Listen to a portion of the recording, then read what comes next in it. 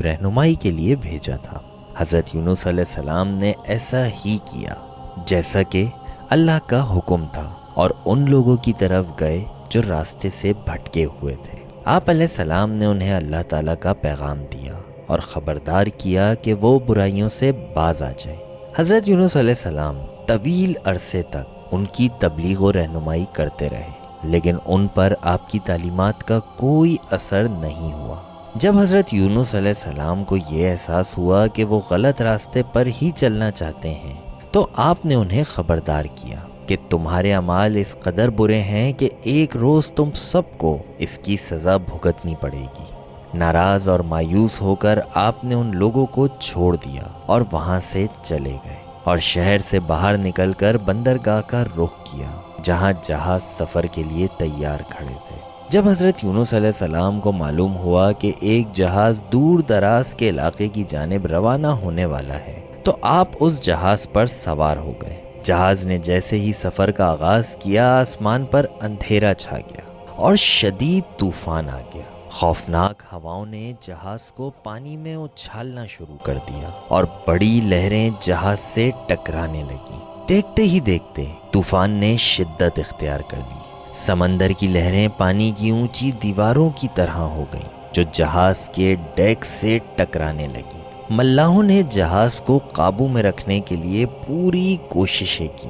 انہوں نے جہاز میں سے کچھ سامان بھی پھینکا تاکہ جہاز کو سنبھالا جا سکے، لیکن طوفان کے سامنے جہاز ماچس کی تیلی دکھائی دے رہا تھا۔ وہ جلد ہی سمجھ گئے کہ جہاز ٹوٹ جائے گا اور وہ سب ڈوب جائیں گے۔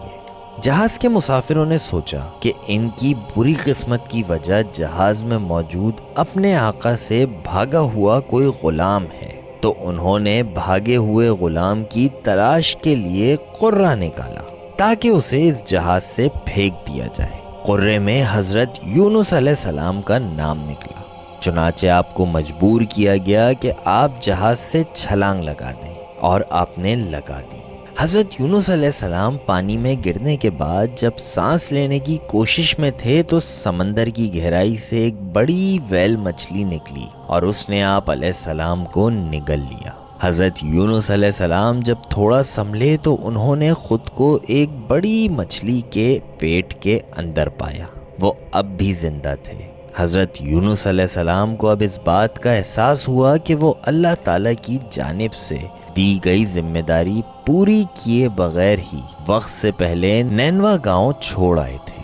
اصول کے مطابق جب یہ واضح ہو جاتا ہے کہ کسی قوم نے اللہ کے پیغام کو رد کر دیا ہے تو نبی جس پر یہ پیغام پہنچانے کی ذمہ داری ہوتی ہے اسے وہاں سے نکل جانے کا حکم دیا جاتا ہے، لیکن صرف اس صورت میں جب اس نے اپنی پوری کوشش کر لی ہو۔